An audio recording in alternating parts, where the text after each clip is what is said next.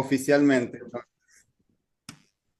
Buenos días a todos, gracias por acompañarnos, por estar en esta quinta conferencia del ciclo. Esta vez con Fuensanta.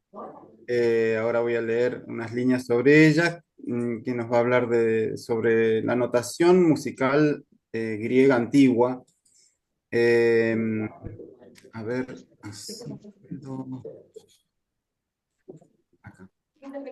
Disculpen, además está decirlo, disculpen nuestra demora en comenzar, pero bueno, como ven, han sido problemas técnicos, absolutamente problemas técnicos. Eh, Fuensanta Garrido Domené es profesora de la Universidad de Córdoba y especialista en música antigua griega, romana y etrusca. Ha traducido y comentado los tratados. Perdón, antes de seguir, voy a empezar de nuevo. Les pido que silencien los micrófonos porque si no escuchamos lo que pasa en sus respectivas casas y eso no nos permite concentrarnos en nuestro asunto.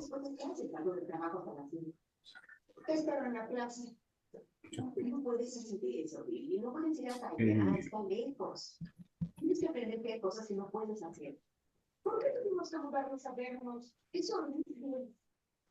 creo que lo solucioné. Perdón, de nuevo, vamos de nuevo.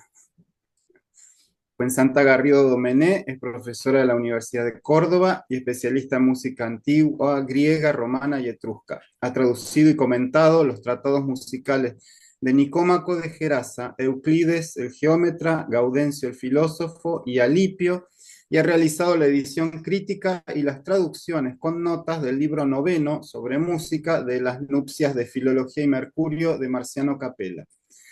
Ha sido invitada en varias ocasiones a congresos, simposios, conferencias, jornadas nacionales e internacionales y a cursos de verano para dar charlas y conferencias relacionadas con la música antigua, griega y o romana. Entre sus publicaciones, una treintena versan sobre esta temática. También ha trabajado en el campo del humanismo latino, colaborando en la reedición, traducción e interpretación de las antigüedades hebraicas y del buen gobierno de Benito Arias Montano, esta última galardonada con la mención especial a la mejor traducción en los 20º Premios Nacionales de Edición Universitaria en 2017. Asimismo, ha trabajado la tradición musical antigua en el círculo de los jesuitas expulsos del siglo XVIII, especialmente editando con notas la traducción española manuscrita de los Saggi sul ristabilimento dell'arte armonica de Greci e Romani Cantori, del jesuita Vicente Requeno y Vives. Actualmente está realizando la edición española e interpretación del ensayo segundo práctico de las series armónicas de la música de los antiguos griegos del mismo autor y la traducción con notas de Música Libri Septem de Francisco de Salinas. Así que bueno, hecha la presentación, le paso la palabra a Fuensanta. Bienvenida en nombre de todos nosotros y de todos los amigos que se suman a las conferencias y gracias por aceptar esta invitación y por acompañarnos siempre. Gracias a vosotros, por supuesto, y pido 1520 disculpas por la demora, completamente ajena a mí. Soy horrorosa con cuestiones informáticas, con un manuscrito, con un papiro o con un texto latino o griego hago virguerías, pero la informática no es mi fuerte, así que pido disculpas por este retraso de media hora. Quisiera empezar, por supuesto, agradeciendo a Sergio y a todos los que componéis el grupo de Musurguía porque hacéis un trabajo apasionante y unas jornadas que son increíbles, que desde que las conozco pues os llevo siguiendo en la medida de lo que puedo. Lo que yo vengo a hablar aquí es la última línea de investigación, digamos, más friki dentro del estudio de la música antigua. Y es friki porque tenemos muy poquito conservado, a pesar de que se dice que se conserva bastante, y sobre todo porque siempre se investiga hacia el mismo lado. Se nos olvida muchas veces que la antigüedad está formada por dos grandes civilizaciones, en este caso la mediterránea, al margen de la egipcia y al margen de todo lo que tenemos en Asia Menor, Grecia y Roma. Y Roma muchas veces se nos olvida, es como si fuese la hermana tonta de Grecia, con la excusa de que siempre los romanos imitan a los griegos, pues se nos olvida un poco que ellos también hicieron bastante aportación a la música que heredaron de los griegos. Es cierto que muchas de las cosas, el romano, al ser un pueblo práctico, eminentemente práctico, dijo, bueno, pues si ya lo hace Grecia, nosotros simplemente vamos a mejorar, vamos a perfeccionar. Y esa segunda parte es la que se olvida en los estudios de música. También quiero comenzar haciendo una advertencia que siempre la hago cuando tengo que hablar de música antigua, y es que en muchísimas ocasiones nos movemos en el ámbito de la conjetura para reproducir sobre todo ciertos sonidos o para reproducir a veces ciertos instrumentos. Y sobre todo a la hora de interpretar lo que pensamos que podría haber sido la música antigua con esos instrumentos. Todos mis años de investigación me han enseñado que la investigación realmente seria se hace a través de las fuentes, y son las fuentes las que nos van a decir cómo era una cosa, cómo era otra. A partir de lo que nos dicen las fuentes, si nos salimos de ella y empezamos a conjeturar, pues ya esa investigación, al menos a mi modo de ver, pierde seriedad y pierde rigurosidad. Lo que yo voy a hacer va a ser lo que tienen en pantalla. Voy a intentar seguir ese índice haciendo una pequeña introducción, hablando un poquito de la notación musical. Son breves anotaciones, tampoco voy a entrar en cuestiones muy técnicas, porque además no creo que eso merecería una segunda conferencia. Hablaremos de los sistemas musicales en cuanto a cuáles eran los signos o los símbolos para representar una pieza instrumental y cuáles eran los símbolos para representar una pieza vocal. Veremos también notación rítmica que se ha conservado, y veremos también algunos ejemplos, y esta es la parte que más me fastidia que se haya bloqueado en mi ordenador de sobremesa, porque precisamente en esa parte les había traído ejemplos desde la época del Egipto romano, es decir, desde el siglo segundo, más o menos, nos movemos en esa época que es la mayor proliferación de papiros, y traía precisamente algunos ejemplos de papiros escritos en lengua romana procedentes del Egipto romano, donde se han conservado marcas, o yo al menos he identificado marcas de notación instrumental, y que la crítica hasta la fecha no ha reconocido, no ha identificado. Precisamente por eso, porque buah, esto está en latín, seguro que no tiene nada que merezca la pena, salvo lo que diga el contenido del texto. Si a lo largo de la charla mi ordenador es bueno conmigo, que yo lo estoy tratando con mucho amor, y decide abrirse, pues entonces puedo cambiar en un momento esta presentación para mostrarle esos ejemplos en soporte papirológico. Bien, he comentado al principio que una investigación seria sobre cuestiones musicales se tiene que basar en fuentes. ¿Pero qué fuentes? Tenemos muchas fuentes, siguiendo el orden de las agujas del reloj, comenzando por los papiros. Los papiros nos ofrecen una información musical muy importante. ¿Por qué? Porque contienen himnos musicales, evidentemente, contienen fragmentos del drama y de la comedia, no solamente tragedia, sino también comedia. Contienen composiciones de algún autor desconocido, contienen también información sobre la práctica musical. De hecho, hace un par de años hice un capítulo sobre un papiro en el que se conservaban las normas que había que seguir para participar en una especie de casting musical dentro de la zona de Arsionites, en Egipto. Entonces, pues había que tocar un nomos, había que tocar una serie de composiciones con lira, con auló, manteniendo determinado esquema musical. Entonces son fuentes muy importantes que han pasado completamente desapercibidas. Al margen de los papiros, la epigrafía también nos da muchísima información sobre la música de la antigüedad. ¿Por qué? Porque trata sobre músicos famosos, y famosos ya sean por su virtuosismo. Por ejemplo, y aquí me voy a la epigrafía funeraria. La epigrafía funeraria no solamente nos conserva el nombre del músico, sino también el nombre del instrumento que tocaba. Y de hecho hay una anécdota que también ha pasado desapercibida, y es que la primera organista mujer femenina de la historia, al menos de la historia de la música antigua, es la mujer del inventor, o de uno de los que se cree que fue el inventor del hídraulo, ¿De acuerdo? Por tanto, muchas veces también la epigrafía funeraria nos quedamos con, que murió dedicados a los dioses Manes o quien sea, pero se nos olvida el tipo de instrumento que está tocando y el nombre del músico en cuestión.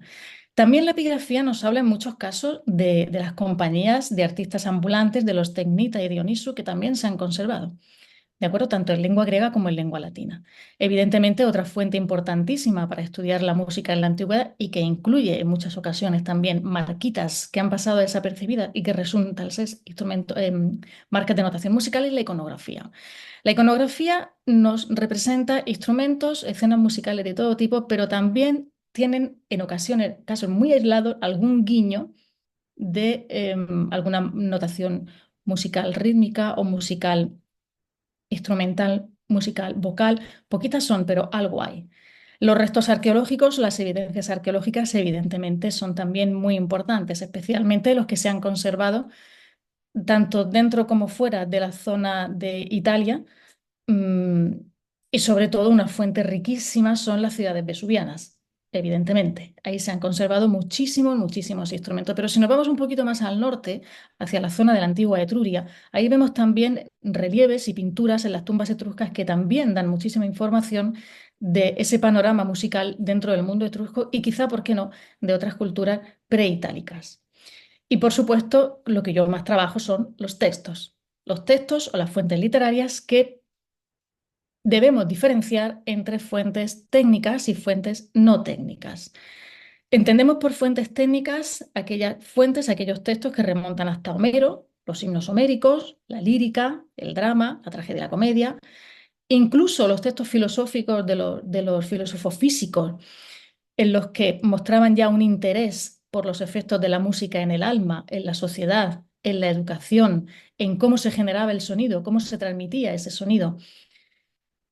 Podemos considerarlo también fuentes no técnicas porque no se meten de lleno en teoría armónica pura y dura, pero no debemos dejarlos de lado.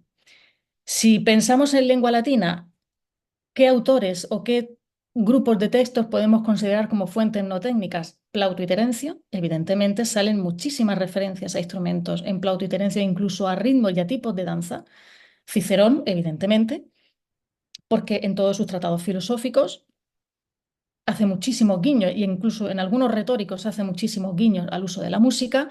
Horacio, la lírica, Virgilio, Ovidio, Tito Livio, Vitruvio, Séneca, Marcial, Quintiliano, y esto es por poner unos pocos ejemplos. Luego les mostraré unas tablas con esas fuentes literarias en lengua griega y en lengua latina.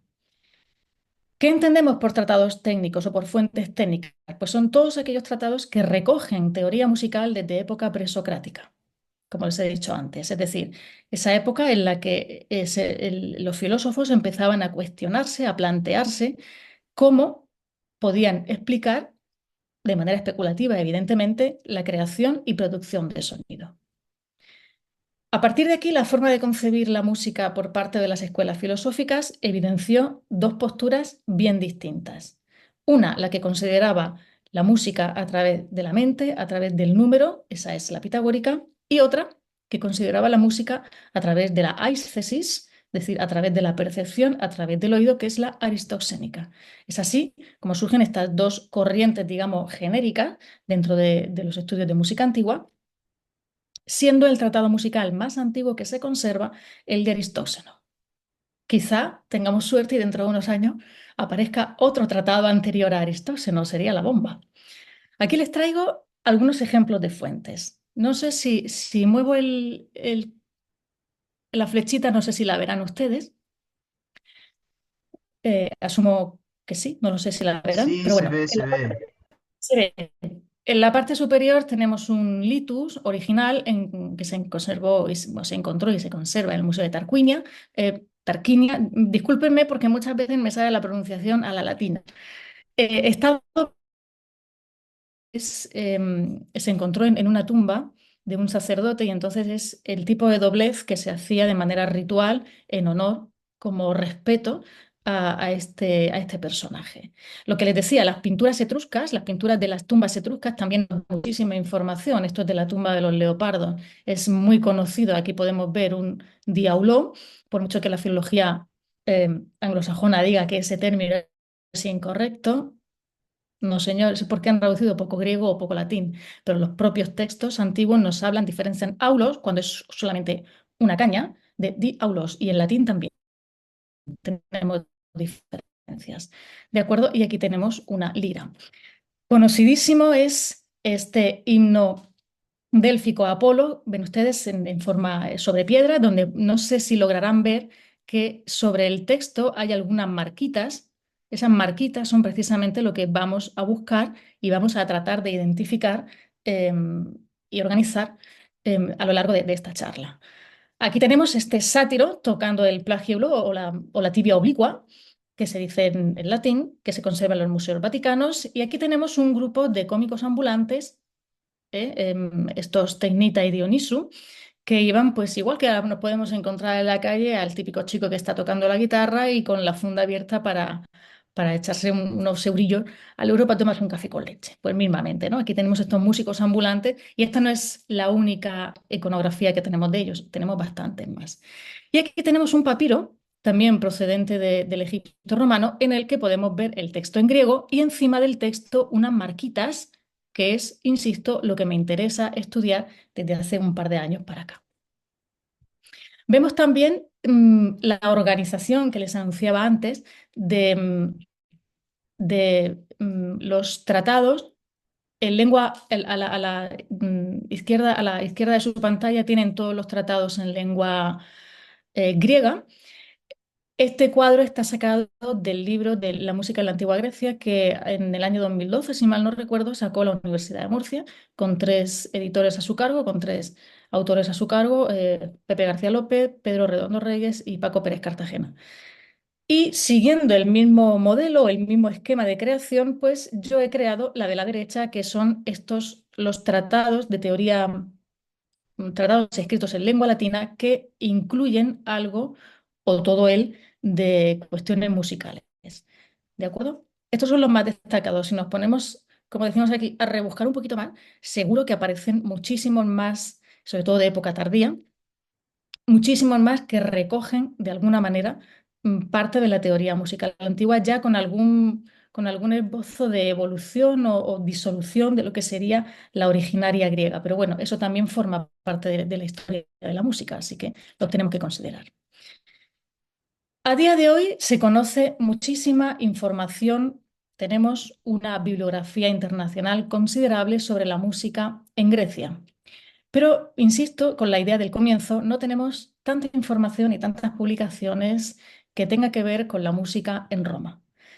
Lo que tenemos a día de hoy a nivel internacional son publicaciones sobre teoría armónica en general, sobre algún autor concreto, sobre algún instrumento o grupo de instrumentos determinados, algunos aspectos sociofilosóficos o de representación iconográfica, cuestiones, algunos autores se han dedicado a cuestiones dedicadas a la métrica, estudios métricos ya centrados en la lengua latina, pero realmente hay pocos estudios que traten cuestiones armónicas y musicales en su stricto dedicados a Roma. Si acaso, y con eso he tenido yo aquí concretamente en Andalucía algunos problemas de intrusismo, me han tachado de que me meto en cuestiones que no deberían ser mías, si acaso es la musicología y no la filología clásica la que acomete más trabajos sobre música antigua en tratados de armonía musical medievales y renacentistas, que está muy bien. El problema es que en esa época la concepción de la música antigua ya aparece muy diluida, con lo cual muchas veces esos trabajos de la musicología, que no le quito ningún mérito, ni muchísimo menos, muchas veces ayudan a poder interpretar correctamente los tratados de teoría antigua, pero hay que saber, hay que leerlos con un ojo crítico. En definitiva, la labor que nos queda a los filólogos es enorme, es evidente, sobre todo en cuestiones relacionadas con la música en Roma y en Etruria. Al menos aquí en España, como digo, en otros países, como en Italia o incluso en Alemania, pues sí que han avanzado más en estos estudios de música romano-etrusca, pero aquí en España muy poquitos. Hay otras, em, como la revisión de los textos, es también una labor que nos queda por hacer, esa revisión de los textos que ya están traducidos, porque a día de hoy habría que actualizar la traducción de esos textos. Pero bueno, Son ideas que lanzo por si algún compañero o colega que nos está viendo quiere animarse a volver a traducir a Aristides Quintiliano o volver a traducir a Aristóxeno o a Ptolomeo, que son textos realmente complejos, pues yo los animo a que lo hagan para poder perfilar esas traducciones de términos técnicos. Bien, la notación musical o los estudios sobre notación musical y rítmica en España son todavía más escasos. ¿Por qué? Porque yo pienso que puede deberse o bien a que hay pocos ejemplos conservados e identificados hasta el momento, sobre todo identificados. Conservados sí que hay, pero que se hayan identificado como tales, no tantos. ¿Por qué? Porque son muy difíciles de identificar. El ojo tiene que estar muy habituado a leer este tipo de soportes o papiros o manuscritos y también tiene que conocer cuáles son esos signos. Por tanto, otra de las causas puede ser la complejidad de interpretación. Es muy probable que en la tradición manuscrita muchos copistas obviaran estos símbolos porque se parecían a otros símbolos diacríticos y entonces pues dijeron, mira, pues esto no es importante copiarlo. Y así se perdió muchísimo de la notación musical que teníamos. Por tanto, al obviar esos signos, están transmitiendo una falta de interés en ellos. Esa puede ser otra de las causas, o bien por todo eso junto. Esas son mis distintas hipótesis de por qué se han conservado tan pocos signos. Sin embargo, insisto, conservamos fuentes, papiros, inscripciones, manuscritos que abarcan 7 siglos, desde el siglo III antes de Cristo hasta el IV después de Cristo. Lo que se ha conservado, perdón, suma poco más de 70 documentos que incluyen fragmentos del drama, himnos, epitafios, posibles piezas instrumentales, intervenciones todavía no identificadas, pero, insisto, y voy a ser muy cansina con esto, hay mucho más de lo que se piensa. ¿Y qué es, o cuál es, o cómo llamaban los griegos a la notación musical? Pues aquí arriba lo tienen, la parasemantiqué. La parasemantiqué es un término que aparece en el tratado de Aristóxeno de Tarento y se podría traducir, más o menos, como el arte de colocar, el arte de ubicar los símbolos musicales, entendiendo no solamente los de notación vocal e instrumental, sino también los rítmicos. Los documentos conservados con alguna pieza musical griega antigua contienen el texto propiamente dicho, que si muevo lo verán, aparece aquí, bla, bla, bla. Este es el papiro, el famoso Estásimo del Orestes, ¿vale? Em, Catalophyromae, Catalophyromae, ¿vale? Aparece el texto aquí escrito y encima unas marquitas que son esos símbolos que en este papiro se ve de lujo, en este papiro se ve muy bien, pero hay otros donde hay que afinar un poquito más. Estas marcas han sido identificadas por la crítica como marcas de notación musical y rítmica y, como podemos ver, en ocasiones aparecen combinadas. Nos podemos encontrar marquitas que indican notación vocal, es decir, cuáles serán las notas para cantar, cuáles serán las notas para acompañar con un instrumento, o bien solía aparecer una sola de ellas. ¿De acuerdo? Podían aparecer combinadas o de manera aislada. De cualquier manera, la notación a día de hoy se considera un recurso para intentar conocer el sonido de piezas musicales de la naturaleza que sea, literaria o no literaria. Insisto en la advertencia del principio, desde el punto de vista de la conjetura. No tenemos, como dice mi amigo Luis, no tenemos ningún CD donde se haya conservado la música de los antiguos y ni la maquinita para reproducir ese CD. Podemos aventurarnos a ir a un teatro en ruinas y hacer una psicofonía, a ver si por ese casual podemos encontrar alguna pieza musical, pero bueno, eso es aventurarse demasiado. Bien, como podemos ver, la notación musical se compone de dos sistemas. Uno para los instrumentos. ¿Y para qué se utilizaba? Pues como tienen ahí, para los interludios aulódicos de los cantos, de ahí el nombre de mesaolica, o bien para ejecutar una intervención únicamente instrumental, los grúmata, que se llama. Otro tipo de textos, perdón, otro tipo de marcas, otro tipo de sistema, otro tipo de signos, como lo quieran llamar, era el que se utilizaba para el texto cantado o para el texto recitado. Evidentemente, las marcas notacionales no fueron siempre las mismas, fueron evolucionando. Por ejemplo, em, dependiendo de la antigüedad del documento, pues nos podemos encontrar que el mismo signo se puede repetir o no encima de cada sílaba a la que afecta.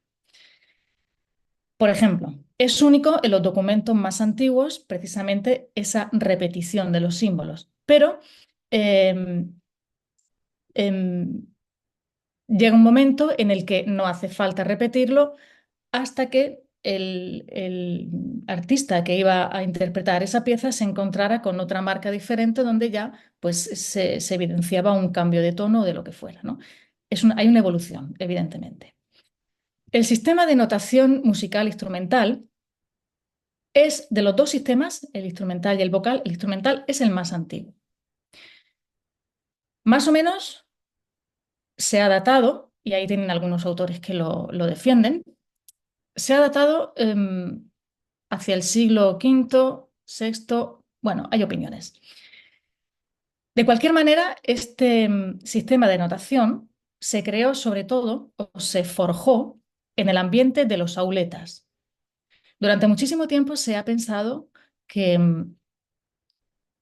esto se forjó en el ambiente de los citaristas o de los líricos, pero las investigaciones de los últimos tiempos, pues no, o sea, gracias a un estudio de Stefan Hagel demostró, en este caso de manera muy clara, que fue en el ambiente de los auletas y no de los citaristas.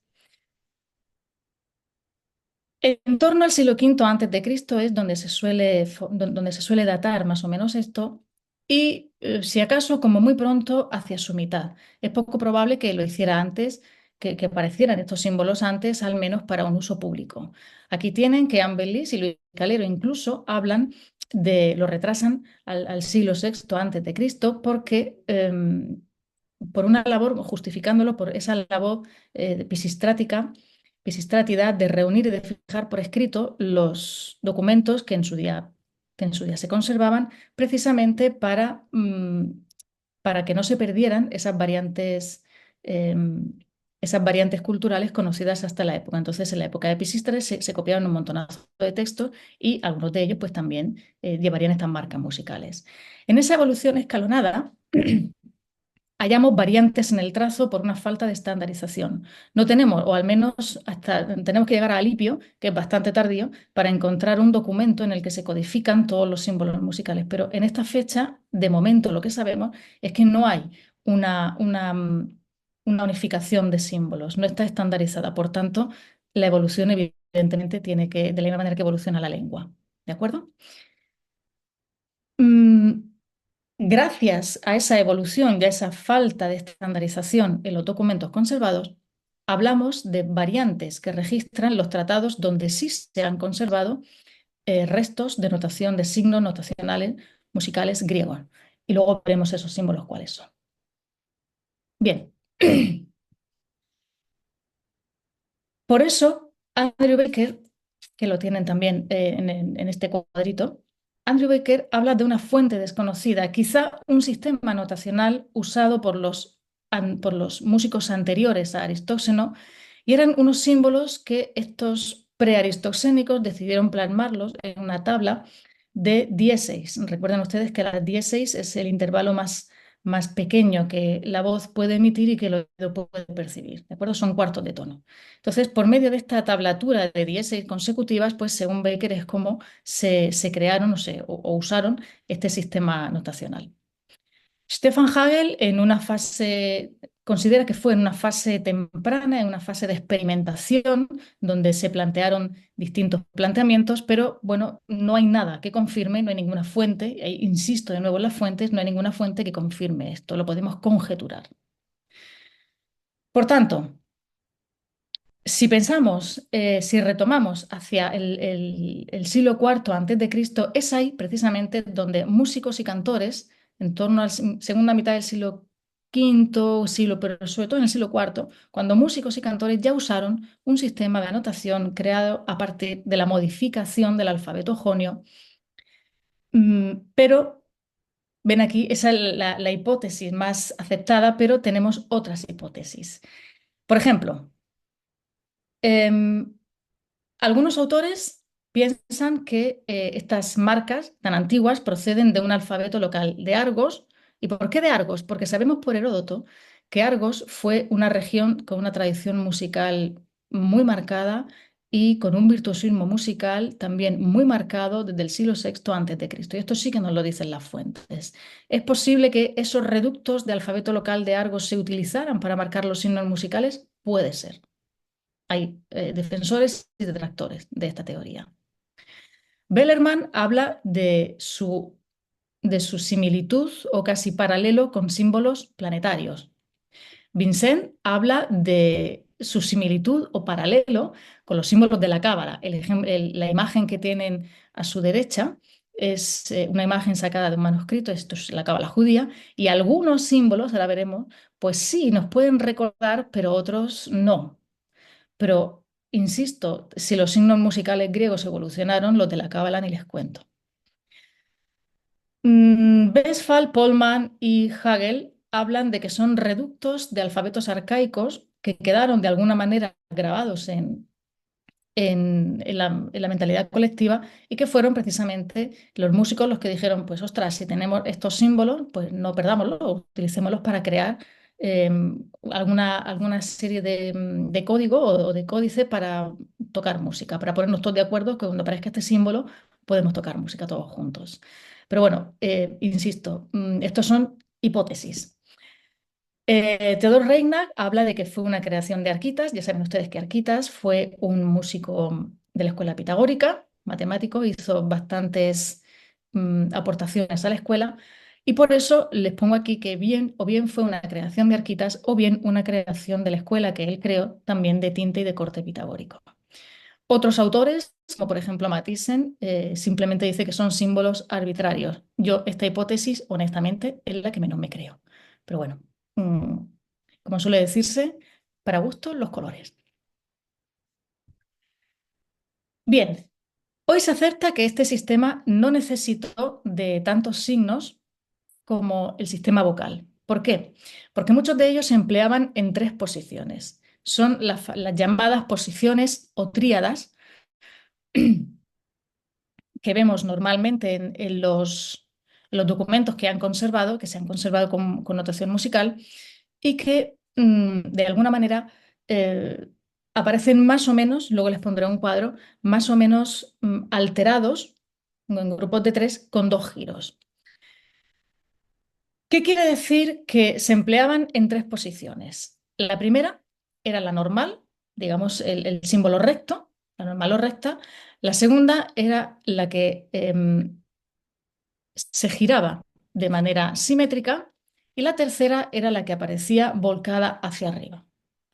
Los documentos conservados muestran un giro habitual de estos símbolos de izquierda a derecha, es decir, en sentido levógiro. La alteración de su representación sonora podía sufrir una variante y presentar un giro en el otro sentido, es decir, en sentido dextrógiro. En vista de la existencia de algún signo modificado en adicional básico, tienen ahí Sachs a principios del siglo XX usó estas tríadas de signos para explicar la notación instrumental en alipio. Ojo, tenemos más textos donde se conservan notación musical, pero es alipio el que nos permite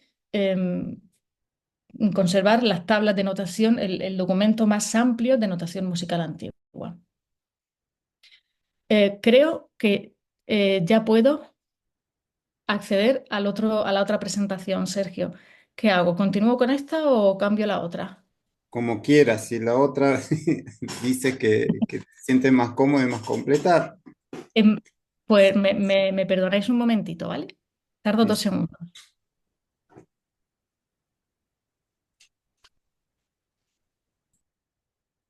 Vale.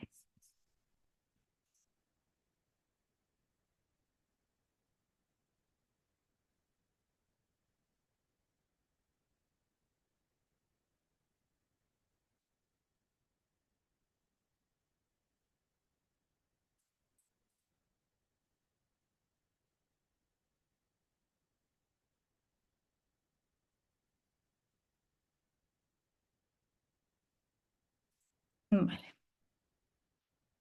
Ahora a ver si no la lío yo parda. Otra vez. Vale. ¿Se ve? Sí, sí. Ah, fenomenal. Vale. Pues creo que íbamos por aquí. Vale. Voy a intentar eh, ponerlo a pantalla completa. Mm, a ver, usar pantalla completa. Fenomenal. ¿Se ve? Perfecto. Vale. Bueno, pues disculpen de nuevo. Continúo. Bien, a partir de esta propuesta de Sachs, insisto, solo en el texto de Alipio, cada nota de cada tríada estaba separada por dos intervalos pequeños representados por cada una de estas tres posiciones. La primera era para representar la nota más baja, como tienen ahí, dentro de una escala pentatónica. La segunda para representar la nota media y la tercera para representar la nota más alta. También observó que las notas correspondientes a los símbolos de la primera posición formaban, como tienen ahí, esa escala pentatónica, mientras que el tono y las otras notas podían variar entre ellas. Para él, esta era la afinación de liras y cítaras. Recuerden que al principio les comenté que en su origen, cuando se empezó a estudiar el tema de la notación musical, se pensaba que surgió en el ambiente de los citaristas. Por eso hay que hacerle una pequeña objeción. Esa objeción, la principal objeción a Sachs, es el destinatario de esa tablatura de instrumentos. No es el citarista, sino el auleta. De manera que el primer símbolo, el de la nota natural, podríamos decir, en el auló es el que se representaba con el agujero completamente cerrado. Seguramente era un agujero determinado del instrumento y se producía, por así decir, un tono estándar a pesar de la inestabilidad del tono del auló de la que hablan algunos textos. El segundo, el de la nota media, era ese mismo agujero del auló, pero un poquito abierto. Si todos, imagino que hemos tocado en nuestra época escolar la flauta dulce, pues a veces para hacer estas alteraciones, pues abríamos un poquito, girábamos un poquito el dedo para abrir un poquito el agujero de la flauta dulce. Y el tercero de estos, que es un poquito más abierto que el anterior, pues sí, un poquito más de la mitad. Se movía el dedo para abrir un poquito más de la mitad de ese agujero. Estos dos últimos podrían haber servido al músico como una especie de guía de digitación, ¿de acuerdo? Por tanto, fueron los auletas los que transmitieron a los citaristas esas entonaciones. Y de hecho, en muchas ocasiones, las cuerdas se afinan de acuerdo con las notas del auló. Sabiendo además, perdón, que cada tríada notacional representa un pignón, podría pensarse que en su origen la notación se designaba para las escalas cromática y enarmónica, y que los cordacistas en general podían tocar las notas del pignón sobre tres cuerdas a lo largo de una melodía, pero no podían modificarlas ni manipularlas para obtener pequeñas alteraciones tonales, cosa que el auleta sí que podía hacerlo ad libitum porque por ese giro de mover más o menos el dedo sobre la caña, podríamos decir.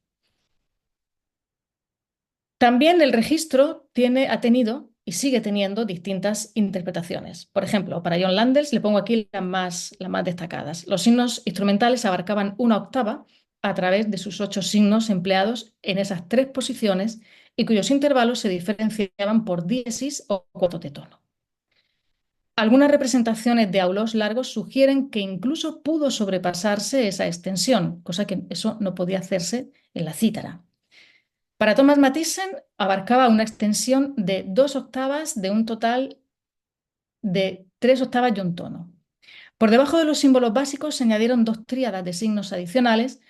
Por encima se repetían 5 de las tríadas de símbolos con una marca diacrítica que es como una comita, para indicar la extensión aguda. Y finalmente se añadía un último símbolo para indicar el tono más agudo. Ahora lo veremos, que les voy a poner cuáles son esos símbolos.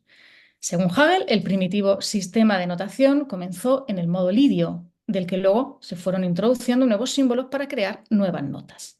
De todos ellos, los signos básicos formaron una escala diatónica para completar las notas perdidas de acuerdo con las demandas de la modulación. Si pasamos al sistema vocal, los símbolos de notación vocal son bastante más conocidos, son las 24 letras del alfabeto jonio y sabemos que se introdujo hacia finales del siglo V antes de Cristo porque Atenas lo adoptó precisamente como alfabeto, digamos, estándar, el alfabeto propiamente ateniense, hacia los años 403-402 a.C.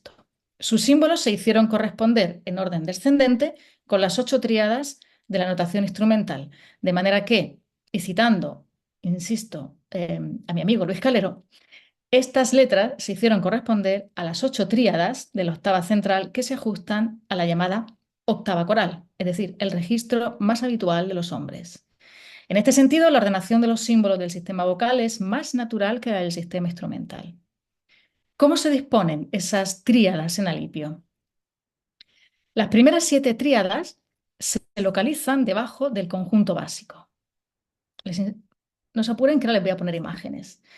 Por debajo se colocan las 2 tríadas finales invertidas. Y de la misma manera que la notación instrumental, se repetían 5 símbolos con marca diacrítica para el registro agudo. El último paso en el desarrollo de este sistema notacional fue muy simple: añadir un símbolo diacrítico como marca de octava. Pese a registrar un número, un número considerable de símbolos, en su posición recta no eran suficientes para abarcar el repertorio instrumental. Por eso se repitió toda la serie, modificando cada letra de alguna manera. De ahí esos giros de los que hemos hablado al principio. O bien se giraban de manera simétrica, o bien se volcaban hacia arriba, o bien se les añadía alguna marca diacrítica o incluso alterando el trazo del símbolo. Es muy frecuente encontrar en alipio Z, por ejemplo, en mayúscula, entendemos, evidentemente, Z incompleta o media fi. Eso es muy frecuente. Aquí tienen los símbolos de notación vocal. Disculpen. La nota normal es el alfabeto griego que todos conocemos: alfa, beta, gamma, delta, epsilon, zeta, eta, zeta. Y la letra alterada es la que les digo, pues la alfa puesta hacia arriba, una beta a medias, una gamma simétrica, una delta volcada, una epsilon incompleta, una zeta incompleta, una eta incompleta, una zeta incompleta volcada hacia abajo. Aquí ya empiezan a haber modificaciones combinadas, podríamos decir.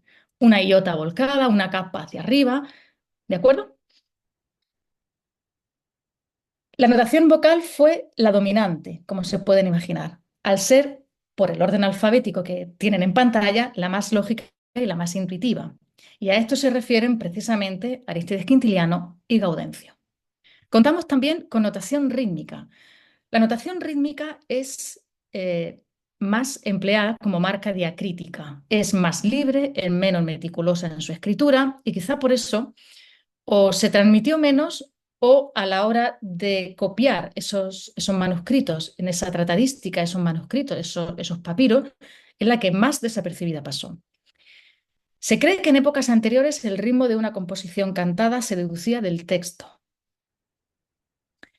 pero se cree que al menos a partir del siglo V, como tienen en pantalla, metro y ritmo musical no siempre coincidían o no tenían por qué coincidir. De ahí la necesidad de anotar ese metro, de identificar ese metro y de corroborarlo con la forma que se han transmitido en los manuscritos.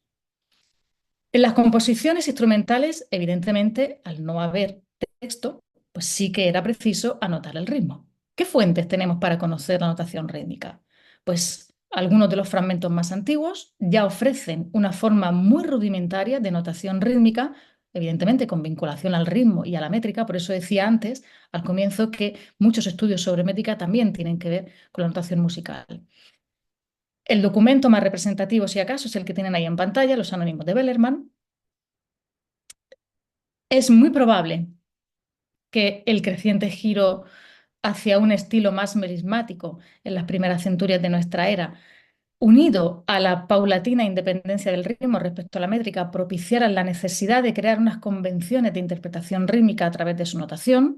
Los podemos encontrar en algunos papiros, más o menos, este tipo de convenciones de interpretación rítmica, pero sobre todo son los anónimos de Bellerman el texto más completito que podríamos tener para identificar, explicar y casi casi interpretar la notación rítmica.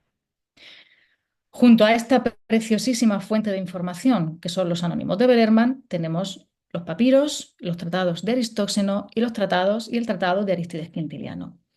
Estas marcas extraídas de ambos documentos se pueden ordenar en 4 grupos y son las que tienen aquí. A su derecha tienen las marcas rítmicas que indican duración, que indican agrupación de notas. No sé si lo ven bien, creo que sí. Bueno, se puede más o menos intuir, ¿no? De todas las maneras, si alguien está interesado, no tengo inconveniente en pasarle esta presentación, ¿eh? Otras que indican momentos de silencio. Suele decirse que en música el silencio también es música, así que hay que notar ese silencio. Y las marcas que indican, digamos, ese fraseo, esa solmización, que también, si acaso, estas pueden ser las más conocidas dentro de las marcas rítmicas. Pero fíjense que ya nos topamos con un problema, porque tenemos variantes en las marcas rítmicas. Por ejemplo, en las marcas de silencios tenemos la diastole y el leima, ¿de acuerdo? Que se pueden presentar con esta forma y eso nos puede llevar a confusión con las marcas musicales, vocales e instrumentales. Es más habitual encontrar la diástole curvada y no tan recta, pero depende de la época, porque la escritura, igual que los instrumentos, los signos de notación, también evolucionan. Y si el escriba va más rápido o va más lento, pues se puede detener más en la recreación del trazo, ¿de acuerdo? Pero esto, permítanme la expresión, es un poco una puñeta porque nos puede hacer confundir, ¿vale? Esto puede ser una lambda o puede ser una delta incompleta, igual que esto puede ser una zeta incompleta y no caemos en que son silencios, son marcas de silencio. Aquí tenemos las famosas tríadas de las que les he hablado, ¿de acuerdo? La posición normal, perdón, aquí abajo, vamos de abajo hacia arriba. La posición normal, la posición, ese sería el agujerito completamente cerrado, la posición volcada hacia arriba, que sería un poquito abierto, y la posición simétrica, girada, que sería un poquito más abierto que la anterior. ¿De acuerdo? Este es el cuadro que Martin West hizo en su día, en su libro sobre música griega antigua, y yo lo he tomado precisamente del libro que les he comentado antes, de la música de la antigua Grecia.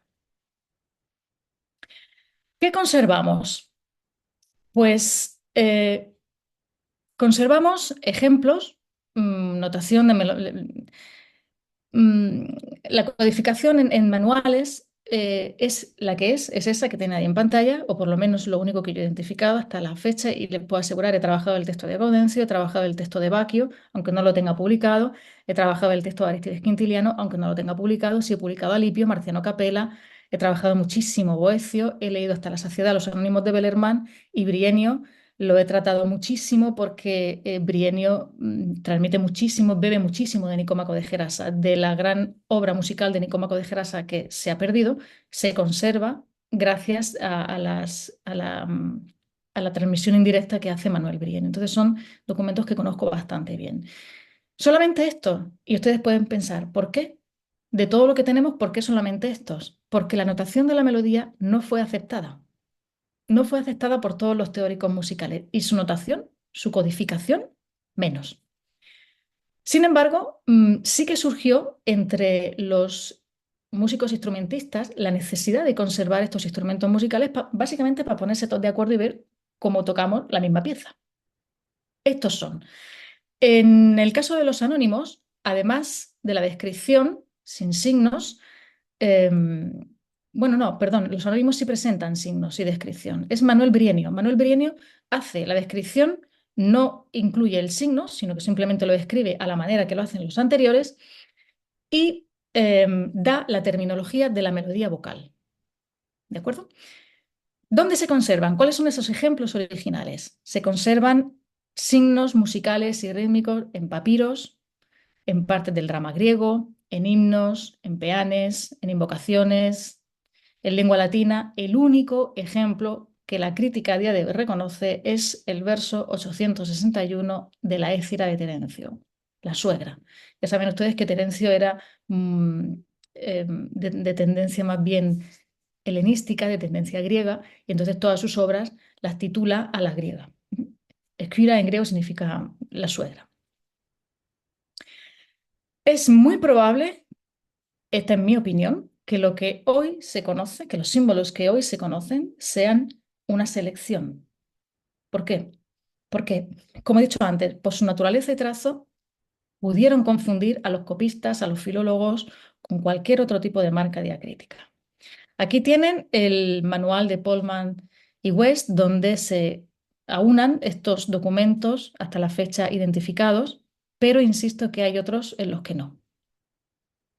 Y aquí les traigo uno, ¿vale? Este es un papiro en donde se conservan unos versos de la Andria, de la mujer de Andros, de la Andria de Terencio, concretamente esos versos. Ustedes se tienen que fijar en esta parte de aquí, ¿vale? ¿Por qué? Porque estos son glosas de la propia obra, son comentarios que están escritos en griego, ¿vale? Nos tenemos que fijar en la columna de la izquierda. Y aquí nos encontramos, les he intentado marcar estos símbolos que son los vamos a ver repetidos en más papiros, los vamos a ver repetidos en más manuscritos, y la crítica no los ha identificado. Y son símbolos musicales, ¿de acuerdo? Las marcas de este papiro, igual que las de este otro papiro, papiro de Osirrinco con otros versos de la Andria, de la mujer de Andros, no han sido identificados. Fíjense, les he dicho, los vamos a ver repetidos. Aquí lo tenemos, es como esta especie de comita, ¿vale? Aquí también la tenemos, esta especie de comita. Aquí tenemos una marca que es como un... Luego lo vamos a ver también en la Écira. Es como una medio mi que le faltaría el primer palito. Aquí tenemos otra marca. Aquí tenemos esa especie de medio Z que les he indicado antes. Aquí volvemos a tener la comita y aquí también, y aquí también.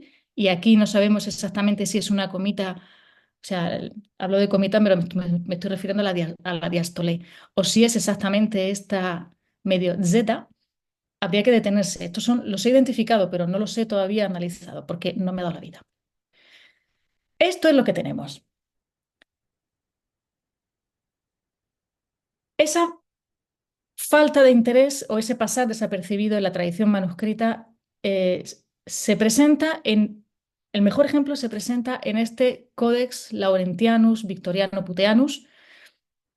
Es un texto, es un manuscrito que hasta la fecha solo ha identificado, de los tres versos, tienen ustedes que fijarse en el verso del centro, ¿vale? Ven encima de ut, unus, hominum, nomo, ven encima las distintas marquitas, ¿de acuerdo? Ese es el único ejemplo de notación musical antigua que la crítica ha reconocido como único ejemplo con notación musical sobre un texto en griego, perdón, en lengua latina. Y de hecho, analizando y estudiando este documento, sí lo he estudiado un poquito más, las distintas ediciones desde el editio Princeps, solamente la edición de Offenbach en 1870, concretamente en su página, lo tengo aquí anotado, 425, hace una anotación de que este verso conserva marcas musicales y también en el prefacio, el propio Offenbach deja muy claro que son marcas que solo los entendidos en música podrán aclarar. ¿De acuerdo? Así que yo pensé, vamos a ver, si de toda la literatura latina, que tiene muchísimos, abarca un corpus enorme, para mí es muy difícil creerme que solamente un ejemplo se haya conservado. ¿Qué hice? Pues acostumbrada a leer manuscritos, cogí este manuscrito y dije, no, no, no, voy a coger la obra entera de la Éfira y voy a ver si hay más ejemplos conservados. Y los encontré. Aquí tienen, estamos hablando del mismo códice, la misma obra, versos anteriores, versos posteriores, que han pasado completamente desapercibidos. Aquí tenemos otras marcas que son exactamente iguales a las que sí que ha identificado la crítica, siempre el verso de en medio, ¿eh? Y aquí tenemos otra con incluso correcciones. Aquí tenemos una marquita aquí tenemos otra, aquí tenemos otra. Son, si recuerdan, los mismos símbolos que hemos visto en los papiros, en el primer papiro, el que aparecía en blanco y negro, que nos puede recordar un calderón. a día de hoy, pero no es un calderón, es una marca musical, rítmico musical que ya utilizaban los griegos, ¿de acuerdo? Claro, ¿qué pasa? Normalmente, em, la crítica solamente ha identificado el primer ejemplo, el del verso 861. Este verso ha sido estudiado y ha tenido diversas interpretaciones. Unos dicen que se trata de notación bizantina, otros dicen que se trata de notación neumática, otros dicen que son símbolos musicales, instrumentales en modo hipofrigio, en el género enarmónico, otros dicen que no son musicales, que son rítmicos. Por eso yo creo que hay que retomar esta, esta parcela del estudio de la música antigua y centrarnos porque ya vemos que la crítica no se pone de acuerdo. En mi opinión, la interpretación de los signos de la Ésira es, en este caso, es una marca de signos instrumentales porque este tipo de escenas sabemos por las didascalias que se ejecutaban con tibias pares, es decir, con lo que los griegos conocen como diablo. No son diverbium, sino que son canticum. Y por tanto, también sabemos que estas tibias pares, o mejor dicho, el músico que componía la música de las obras de Terencio, lo sabemos por las didascalias, era un tal Flaco, esclavo de Claudio. Por tanto, es mi opinión, son marcas instrumentales, no son marcas vocales, como creían Havet y Reina, que además estos dos, a mi modo de ver, cometieron tres errores en la interpretación de este verso, de las marcas de este verso. Ellos decían que estaba en modo hipofrigio en el género diatónico, sin combinación con el cromático, pero cometen tres errores. El primero de ellos es que estos géneros no comparten el mismo esquema en este modo. Ahora les pondré las tablas de Alipio. El segundo error es que al confundir los símbolos, confundieron el segundo símbolo, pues ya lo confundieron, arrastraron la interpretación de todo lo demás. Y el tercer error es que no solamente confundieron el segundo símbolo, sino que también confundieron el último símbolo, este de aquí, ¿vale? Que de hecho hay como una corrección. Por tanto, en un artículo que estoy preparando, y si me da la vida lo publicaré este año, yo he hecho esta posible interpretación indicando en un color más clarito cuál sería precisamente esa propuesta. Los errores de interpretación los llevaron a confundir el género. Los signos de este verso no son comunes a los géneros diatónico y cromático, sino únicamente al primero. Por tanto, no hay, como todos pensaban, una mezcla de escala diatónica y cromática al estilo de la que se da en los signos de Delfos o en el epitafio de Sícilo, sino que hay una interpretación equivocada, errónea, de los signos. El que este verso esté en género diatónico es bastante plausible si se tiene en cuenta que según las fuentes, y cuando hablo de fuentes me estoy refiriendo a Arístides Quintiliano y Aristóxeno, por ejemplo, este es el más natural y el más cercano a la voz, por lo que puede ser cantado o interpretado por cualquiera, aunque no tenga formación musical. De hecho, a día de hoy se sigue teniendo la misma concepción de él. El cromático es para quien sí ha sido instruido en cuestiones musicales, es un poquito más técnico que el anterior, pero no es tanto como el enarmónico. El enarmónico era solamente apto para virtuosos, para muy virtuosos, imposible de cantar, imposible de interpretar para la mayoría, y quizá por eso pronto dejó de usarse a pesar de que era considerado el más bello y el más venerable. ¿De acuerdo? Así que esto es, me van a permitir la licencia, un sermo vulgaris en versión musical, una cosa que podía interpretar cualquiera. Recuerden, el músico, compositor de las obras de Terencio era un tal Flaco, esclavo de Claudio. Así que ahí lo dejo. Cuando termine de escribir el artículo lo publicaré y lo enviaré a Musurguía para que puedan compartirlo. La cuestión es que volvemos a encontrarnos, y esto lo voy a incluir en el estudio que estoy haciendo, estos símbolos musicales también ya en tradición manuscrita. Aquí tienen las tablas de Alipio. Aquí les ofrezco los signos que recoge Alipio, no sé si lo ven bien, porque son muchos símbolos, en su obra, en su introducción a la música, concretamente en las tablas de notación. Como pueden ver, no presentan variantes de trazo ni de identificación con notas que sabemos que sí recogen otras fuentes. Entonces sería interesante, si vemos sobre todo lo que conserva Arístides Quintiliano, lo que conserva Bacchio, lo que conserva Gaudencio, lo que conserva incluso el propio Marciano Capella, pues veremos algunas variantes de trazo. Pero bueno, al menos este es un primer paso. Las franjas coloreadas, que no sé si las ven, imagino que sí, que aparecen distinguidas con colores, corresponden a las variaciones tonales y a las variaciones de los trazos de los símbolos en las notas que permanecen dentro de los límites de la cuarta. Recuerden ustedes que la cuarta es la estructura musical más básica, más, digamos, fácil, es el pilar de la música antigua, ese tetracordo.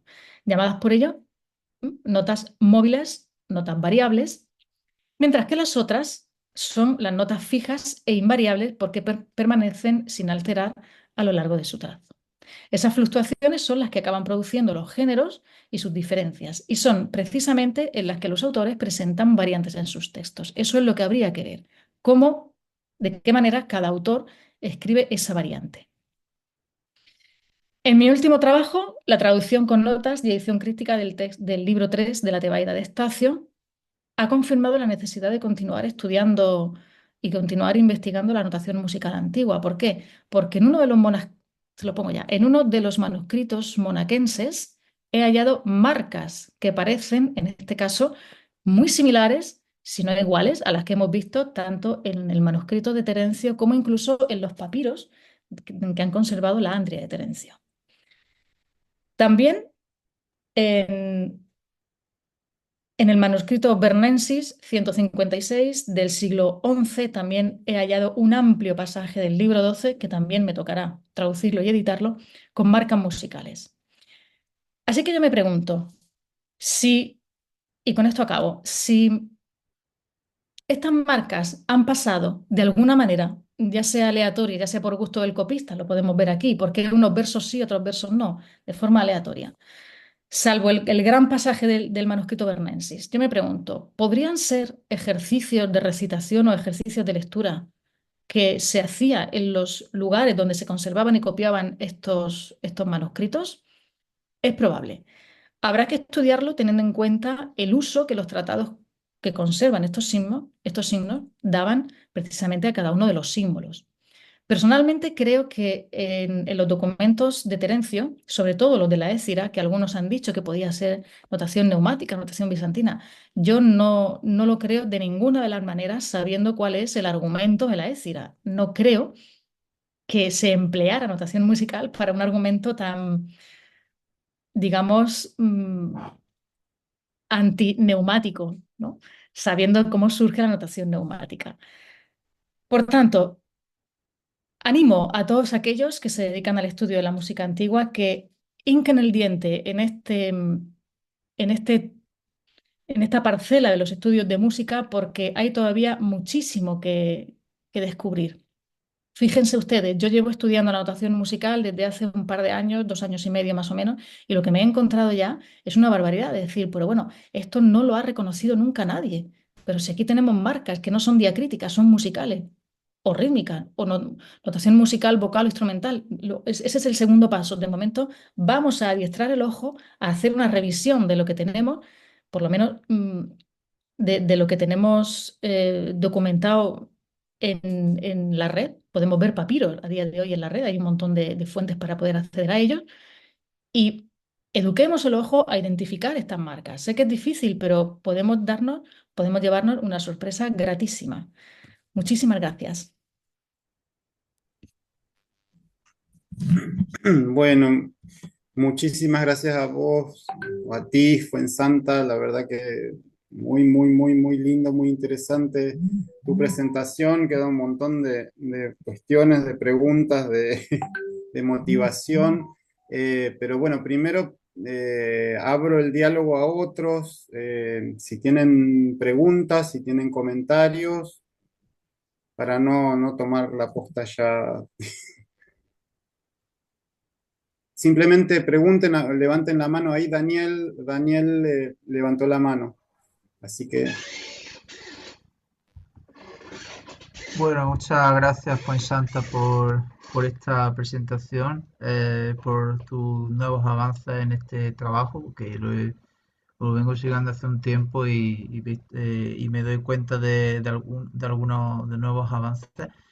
Eh, también, bueno, solo quiero presentar que antes de hacer una serie de preguntas, quisiera comentar que, bueno, que sí, el próximo, aparte se lo digo a Fuensanta porque como ella he terminado, hace poco he corregido las notas, las pruebas de mi reseña sobre tu traducción del Tratado de Alipio.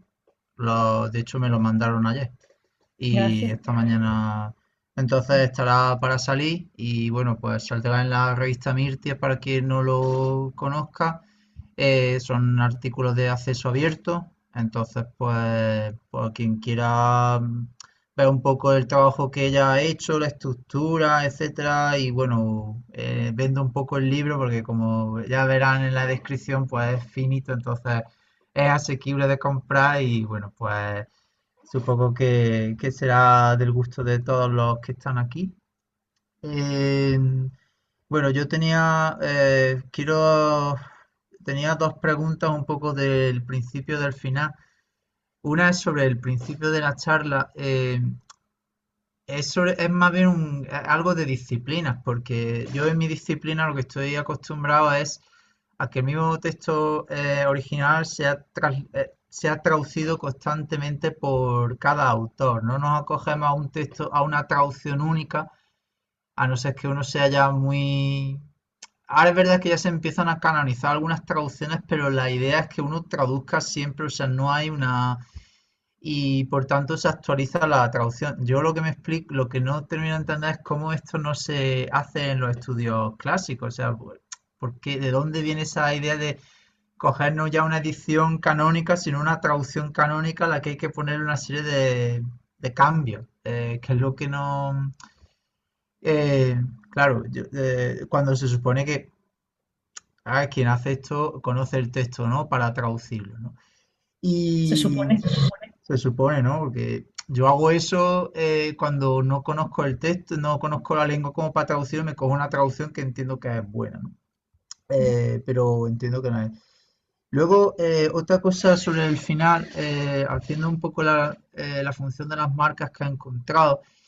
Nosotros para Mesopotamia tenemos, es muy interesante, es muy interesante, ¿no? Lo que has comentado del ¿no? Que ya decía Martin West, de cómo las melodías se van haciendo como más melismáticas con el paso del tiempo, ¿no? En el himno cristiano Doxirrinco pues tenemos ya ciertos melismas, ¿no? Esto que nos hace pensar que cuando, por ejemplo, miramos a la música árabe, ¿no? Que bebe de la teoría griega, ¿no?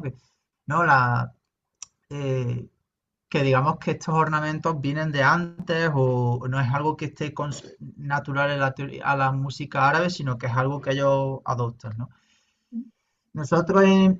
Bueno, eso, nosotros en Mesopotamia tenemos marcas de recitación de textos, ¿no? Los melismas, estos marcas de tipo, como pongo por ejemplo en la reseña, salen marcas de A, o E, u otros que parecen melismas pero o en marcas que pone canto alto o un instrumento, pero hay marcas que no son, que todas esas marcas no siempre tienen una función musical, sino que tienen sentido un poco fonético para ayudar al sacerdote en la pronunciación.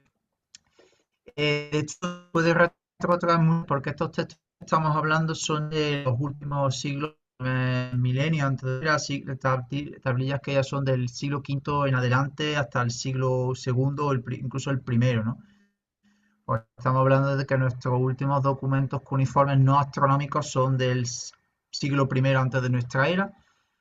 Eh, bueno, esta cuestión de cómo una marca que puede parecer musical, pero también tiene un sentido de énfasis en la pronunciación o palabras que el escriba considera importantes, ya se puede ver, por ejemplo, las tablillas de Amarna, en el siglo XV antes de nuestra era, donde los escribas egipcios pues compilan varias recensiones del mito de Adapa y el viento del sur y ponen marquitas de círculos que luego, por ejemplo, se ven en el tratado, en el papiro egipcio de Carlsberg 589 del siglo segundo, que se ha considerado una notación musical.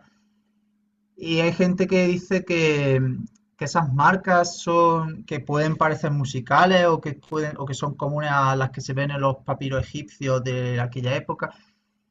no son tanto performativas, sino más bien pueden señalar como cosas que son importantes para el escriba, ¿no? O puntos de ni siquiera, porque no coinciden con los acentos del texto en acadio. No van no siguen, ¿no? Aunque está pendiente por hacer un estudio de hasta qué punto esos coinciden con la fonología del egipcio. O sea, la acentuación que el texto. Es como nosotros no pues pronunciar. Podemos pronunciarnos Douglas o Douglas, ¿no? A la inglesa o a la española, ¿no? Pues un poco le pasa lo mismo. Yo mi pregunta es si se ha explorado un sentido no musical para estas marcas que tú comentas, como hacen un énfasis sobre el contenido o vienen a acentuar eh, cosas importantes para el escriba o vamos, como o si la música o alguna función musical tenía también una función de enfatizar ese texto. O sea, no solo quedarnos con lo musical, sino qué relación tiene con el texto en sí o con otras cuestiones. Gracias. Son unas preguntas un poco largas, pero bueno, pero haber hecho algún sentido de lo que he dicho. Sí, gracias Daniel por todo, por lo de la reseña, por tu intervención, por todo. A ver, hasta donde yo sé, del sistema educacional griego diferenciaban cuándo eran ejercicios de canto, cuándo eran ejercicios de recitación, cuándo eran ejercicios de lectura en voz alta. Eso lo diferenciaban muy bien. Eso lo hereda también Roma. Y hasta donde yo sé, se han conservado referencias a que dentro de esos ejercicios estaban también el de copiar y aprender los signos musicales. Entonces, contestando a tu pregunta, ¿tenía que ver con la parte performativa? Evidentemente, estos símbolos, de momento, en los tratados en los que se han conservado, sí que aparecen identificados que son por y para cuestiones musicales. Ahora bien, al menos los instrumentales. Ahora bien, los vocales, yo no estoy del todo convencida de que fueran exclusivos para el canto. ¿Por qué? Porque Cicerón, sobre todo, y Quintiliano, sobre todo, hacen hincapié en cómo el orador tiene que utilizar la voz para hacer una buena declamación, en cómo se tiene que utilizar la voz, no dañarla, impostarla incluso en determinados momentos del discurso. Entonces, muy probablemente estos símbolos vocales no solo sirvieran para cuestiones musicales, sino también para cuestiones de recitación, de oratoria o del tipo que fuera. Contamos también que dentro de la comedia latina antigua habían unas partes donde no eran ¿cómo decirte? No eran ni cantadas, era como el recitativo parlando que luego encontramos. Entonces, muy probablemente esos símbolos vocales también sirvieran para eso. Así que yo me pregunto, bueno, pues si los signos vocales tenían al menos dos funciones, tendría que haber otra marca en papiros y manuscritos que indicaran para qué fin estaban puestos esos signos vocales, si era para recitación o si era para canto. Es muy probable. Hasta donde yo sé, ya te digo, no hay una diferenciación tremenda, sobre todo con los signos musicales, con los instrumentales. Con los rítmicos y con los vocales, si es posible, más de una función, efectivamente. Y con respecto a tu otra pregunta, ¿por qué no tiramos de... A ver, y me van a perdonar si hay algún filólogo clásico presente, pero normalmente el filólogo clásico suele ser bastante, me disculpa la expresión, soberbio. No, yo, esta traducción, como yo la he hecho o la ha hecho mi amigo, sé que es buena. Bueno, a ver, sí, ¿no? Hay mucha gente que se lanza a la piscina a hacer traducciones y tienden a traducir el mismo término igual. Ejemplo, si nos cogemos la traducción de Gredos de Aristides Quintiliano, que hasta la fecha es la única que tenemos en español, esa traducción tiene el mérito de haber sido traducida al español por los dos traductores, pero eso también tiene un peligro, y es que en muchas ocasiones el término no está perfilado, a mi modo de ver. Por ejemplo, en esa traducción, si ustedes la conocen, el término griego systema siempre se traduce como escala. No, perdón, siempre se traduce como sistema y nunca como escala. Y son cosas distintas. De ahí la necesidad, que digo yo, de revisar otra vez esos documentos que tienen el mérito de por lo menos tenemos una idea de lo que ese texto tan tremendamente complejo dice en español, pero luego hay que limpiarle un poquito la cara, a mi modo de ver. Entonces no contamos contra... Yo misma, a lo mejor soy soberbia también, no sé, porque soy de clásicas, pero yo misma con determinados textos prefiero irme a la fuente. Porque luego también hay mucha gente que confunde no ya términos técnicos armónicos, sino incluso, sobre todo con los instrumentos, son donde más patones vemos en las traducciones. O sea, tú no puedes poner una traducción de Tito Livio, por Dios, que en la Fundación de Roma sonaron los clarinetes. Dices tú, chiquillo, esto es muy anacrónico. Es preferible dejar el texto, el término en original y no traducirlo, a no meter ese patón. Pero, hijo mío, nos hemos juntado con filólogos clásicos, que son muy soberbios. Mi traducción es la buena y es la buena. Y son muy cabezotas a veces y no aceptan la crítica constructiva.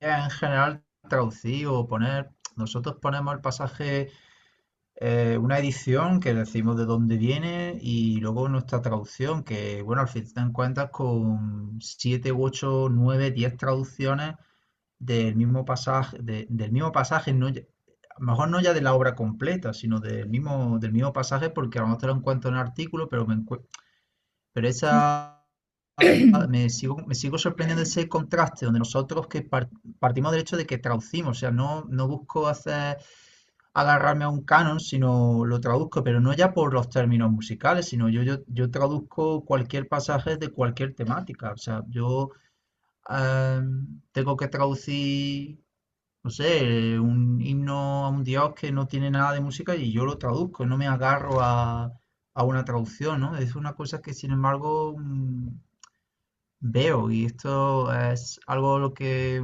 creo que es sano que que leamos, que traduzcamos nosotros todo, no tenemos que esperar. A ver, es bueno tener traducciones completas del texto de una lengua, pero que al final no es algo más de diario, ¿no? Casi que lo todo es más Por eso a complejo, veces ¿sabes? es bueno, a veces es bueno contar tanto con el texto original como con las distintas traducciones. Las distintas traducciones siempre te enriquecen muchísimo más porque ves precisamente cómo ha evolucionado la interpretación de ese documento. Mm. Ahí Pablo levantó la mano. ¿Querías preguntar? Sí. O- Sí, muchas gracias, Sergio. Fuensanta, bueno, mucho gusto, buenos días. Quería preguntarte algo muy, muy sencillo. ¿Vos conocés el trabajo de Sam Barrett sobre la reconstrucción musical de los fragmentos de la Consolación de la Filosofía de Boecio, que están en algunos manuscritos del siglo X? ¿Qué opinión te merece ese trabajo si es que lo has visto más o menos en detalle? No, no lo he visto. No lo he visto y le agradezco que me diga la referencia porque no sé cómo será en Argentina, pero aquí en España al menos los estudios de los autores clásicos tienen como dueño, digamos. Entonces, yo he intentado en muchas ocasiones crear una nueva línea o hacer una nueva traducción de los textos de Boecio y chico, no hay manera, porque lo tiene determinado profesor de universidad, es el autor de este profesor. Entonces no hay manera. Entonces no conocía este trabajo, pero lo voy a buscar para, para leerlo, porque claro, me interesa muchísimo. Boecio también utiliza precisamente en su obra musical, el fundamento de la música, también utiliza signos musicales. Y ya le digo, en la traducción que hay dos traducciones en español, hasta donde yo sé, relativamente modernas. Una, que es la que aparece en Gredos, la que está publicada en Gredos, del profesor Jesús Luque, de la Universidad de Granada, y otra que está publicada en ediciones clásicas. A mí, personalmente, me gusta mucho más las ediciones clásicas. ¿Por qué? Porque el profesor Luque, para mí, es muy farragoso a la hora de traducir. El texto en sí ya es complicado, no lo compliquemos más. Y a la hora de hacer la interpretación de los signos musicales, ese apartado hacia mitad final de la obra, chico, qué jaleo. qué jaleo con los símbolos musicales. Entonces, y eso que el profesor Luque fue organista, creo, de la Catedral de Granada, ¿eh? Pero con tú y con esa, la lía parda. Bueno, hay que decir una cosa. El texto de Boecio es terrible, sobre Sí, todo en los libros cuarto y quinto es realmente muy terrible. Yo generalmente lo he leído en la traducción de Calvin Bauer, este, que digamos, he usado y conozco la traducción de Luque, la quiero, pero a veces realmente te vuelve loco. El tema es que se supone que hay manuscritos del siglo X de Boecio con notación neumática en algunos fragmentos poéticos. Consolación es un prosímetrum, si no me equivoco, sí, tiene partes sí, en poesía. Y a partir de eso, Sam Barrett ha tratado de, digamos, reconstruir la música, lo ha hecho, lo ha grabado incluso con el grupo Secuencia.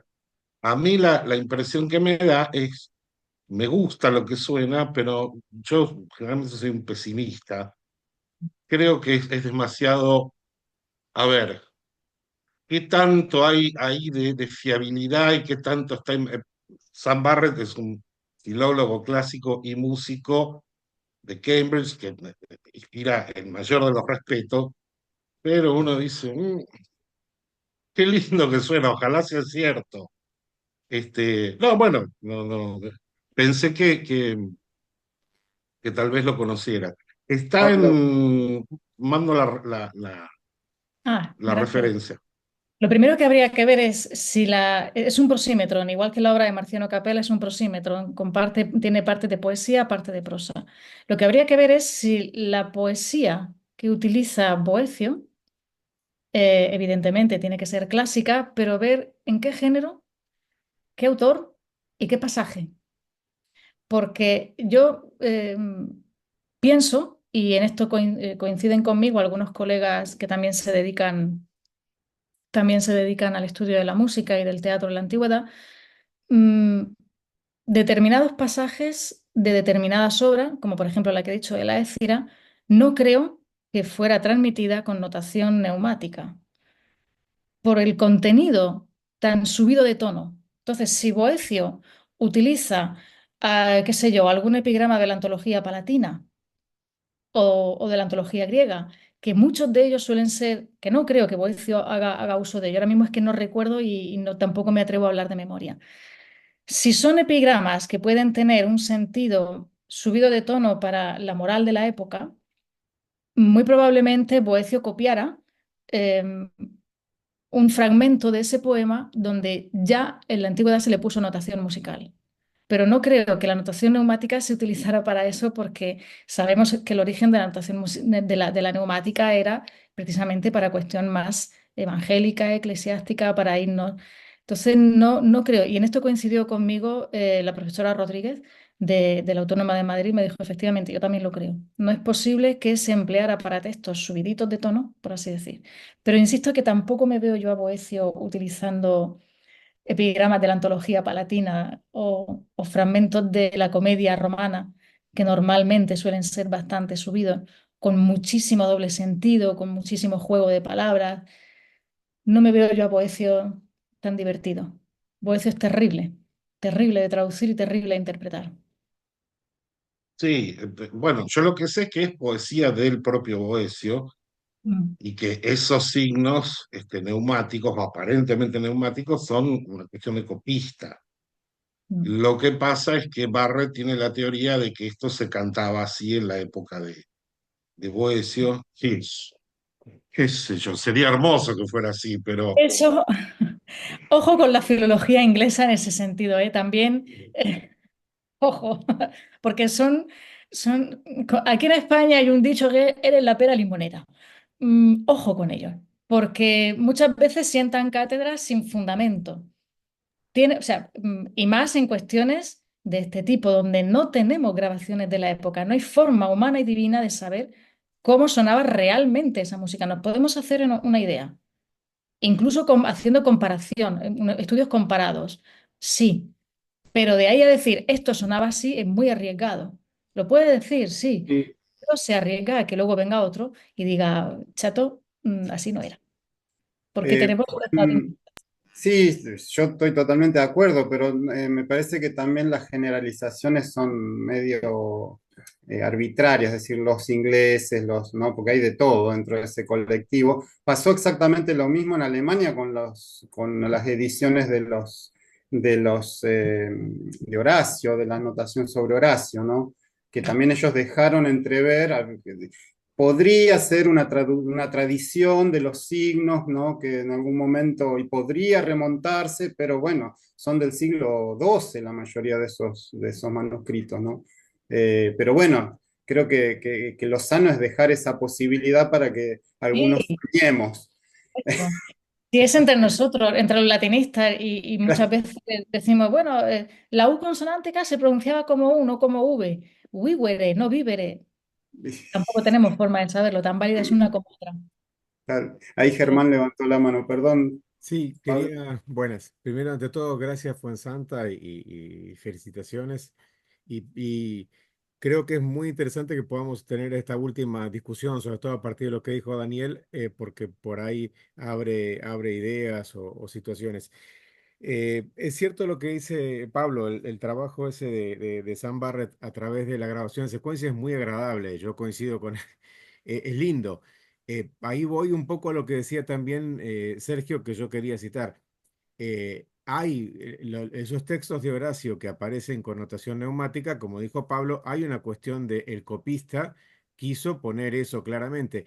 Y no nos olvidemos que es una técnica que se maneja en un ámbito eclesiástico donde también se copiaban algunos otros textos griegos y es factible que alguien haya intervenido eso y evidentemente es o que quiso ponerles música o que quiso anotar una música que se hacía. Hay una evidencia por la utilización de los neumas de que alguien pensó en música con respecto a esos textos, lo cual también, como dice Sergio, no implica que todo el mundo cantara esos textos, que esa música sea heredada de la época clásica. También hay una situación en la Edad Media de creación o de recreación de estos textos, de relectura de estos textos, en lo cual tranquilamente alguien podría haber dicho, bueno, voy a musicalizar o voy a cantar este texto, así como después a lo largo de la historia de la música, cuántas veces han agarrado los sonetos de Petrarca. Digo, es muy común eso, que existe el texto y que alguien diga, lo hago a mi manera, lo modernizo. Tal vez lo de Boesio tiene algo que ver, esto que decía Pablo, con alguna, que alguien trató de hacer eso. Y la otra cuestión es, amén de no generalizar, como decía un poco Sergio, es que siempre que caemos en el momento de hacerlo sonoro, ahí es donde la musicología lucha contra la gente que trabaja de una manera práctica, un poco como nos pasa con Sergio. En la teoría yo puedo decir todo eso que dijimos recién. Ahora, lo dejo ahí, lo dejo ahí atrapado en los neumas que están ahí o trato de cantarlo. Cuando lo trato de cantar, como explica Luis, entro en un montón de problemas y situaciones, pero creo que es lo más interesante y que en el fondo todo eso que hacemos es moderno. Entonces hay que abandonar la idea de que sonaba así. No, como decía Luis en la otra conferencia, o sea, uno puede plantear una hipótesis, una aproximación de eso. En ese sentido, el trabajo de secuencia y de Barrett a mí me parece súper interesante, siempre y cuando no tendamos a pensar que todo, que siempre Boicio hizo así, que es una herencia, sino que si lo circunscribimos a esa situación, es interesante y es parte del juego intelectual de la musicología y la gente que trabaja con performance de hacer música antigua, es eso, jugar en el presente a que hacemos música del pasado, pero siempre en el presente. Así que bueno, pero gracias y me pareció interesante esa reflexión y muy interesante fue en Santa lo que planteas porque abre la posibilidad también de pensar otras cosas o de ver algo que tal vez estuvo enfrente siempre y nadie le prestó atención, cosa que es muy factible. Sí, perdón, complemento un poquito lo de Germán. Nosotros estamos haciendo, digamos, una de las piezas de Boesio. Eh, a mí me llama la atención, ¿no? En la versión de secuencia de que todo es muy libre rítmicamente, ¿no? Todo es más, está pensado más como, no sé, sin mensura. Nosotros tomamos para hacer uno de los poemas que claramente es una estrofa sáfica. Entonces le aplicamos digamos, la métrica, la rítmica de la estrofa sáfica, y bueno, es otra visión. O sea, es un poema sáfico hecho con la rítmica sáfica. Te iba a preguntar, Fuensanta, porque tengo una duda ahí de hace tiempo. El Huifen, ¿sí? El Huifen. Eh, que generalmente, bueno, se toma, algunos han dicho que, bueno, que es una ligadura, etcétera, pero en el caso del papiro de Berlín, en el peán de papiro de Berlín, eh, digamos, ha sido interpretado como una reducción del valor a la mitad. Yo he tratado de, digamos, de remontarme a ver quién dijo eso, cuándo se dijo, si hay alguna evidencia. Evidencia en las fuentes no hay, o sea, ni Bellerman, ni en Bellerman, ni en ninguno de que yo conozca, hay alguna referencia a cómo interpretar el IFEN. Solamente logré remontar a cuando se publicaron las piezas de Berlín. En 1919 hay un artículo de Hermann Abert que replica o que le contesta otro artículo que decía que era simplemente como una ligadura, ¿no? De expresión, y dice, no, porque la rítmica no cierra. Entonces yo creo que hasta ahí llegué. Digamos, es así, o sea, es una conjetura, supongo que queda Ahora, ahí. yo hasta donde he podido trabajar tampoco había oído nunca esa interpretación que tú me has dicho. Yo creo que es una conjetura, efectivamente, porque No, porque es así, cierto. perdón, así lo publica Pellman, ¿no? O sea que Pellman en su publicación toma esta conjetura y hace en la zona de los melismas, ¿no? Reduce lo que está sobre el IFEN a la mitad. Claro, pero a mí eso me suena a una interpretación, como bien dices, moderna, porque las fuentes antiguas que conservan cuestiones de rítmica, a mí tampoco me suena. La más rica es Bellerman, eso está claro. Pero Aristóxeno tiene también un tratado de rítmica, se trata algo de rítmica también en los problemas aristotélicos o pseudo-aristotélicos. Se trata algo de, pero no es tanto rítmica, es ritmopeya, más bien, no rítmica en su estricto, sino la composición rítmica en Marciano Capella, pero muy de pasada porque ya estaba acabando el discurso de armonía, de música y tenía que cortar. Pero yo tampoco, a mí eso me suena más a una interpretación moderna, pero no lo dicen las fuentes lo dejan claro, al menos las fuentes que yo conozco.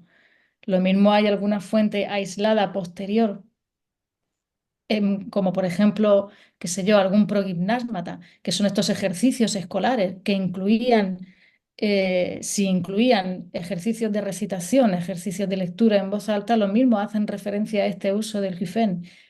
Pero yo no te puedo decir, pues sí que lo he leído. No, soy honesta, no lo he leído, pero quizá aparezcan en esos progimnásmata, es probable. O en Quintiliano. ¿Han buscado en Quintiliano?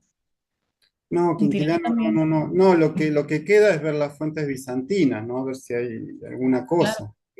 O Es lo en que queda. el Brienio también tiene cosas de rítmica. Claro, claro, no, Brienne, Lo que pasa es que bueno, la obra de Brienio, solamente hasta donde yo conozco, hay una traducción al inglés y de los años 40 o por ahí, si mal no recuerdo. Yo la tengo en fotocopiada. Y nadie se ha metido otra vez con el texto de Brienio. Y estos bizantinos también tienen mucho, mucho, mucho que decir, porque recogen mucha de la teoría antigua o exactamente. tratados perdidos. Comentaba antes Pablo, creo que era Pablo, los libros centrales de la obra de Boecio son terribles, tienen que serlo, porque beben directamente de Ptolomeo, que es infumable, con todo mi respeto hacia Ptolomeo, es infumable, y Nicómaco de Gerasa, que es otro infumable, que además fue parte de mi tesis. Y chico, gracias a Brienio y gracias a Boecio se conservan las partes más intensas de la teoría armónica de este neopitagórico. ¿Trataron la rítmica? Hasta donde yo sé, Nicómaco no, pero Brienio sí. Bueno, Sí, Entonces sí. tiene partes de rítmica. Por eso te animo a que consultes en Brienio, consultes en Quintiliano, que también tiene bastantes piezas, bastantes partes de su enorme obra dedicada a ejercicios de lectura, a la música y al empleo de esas pausas, de esas...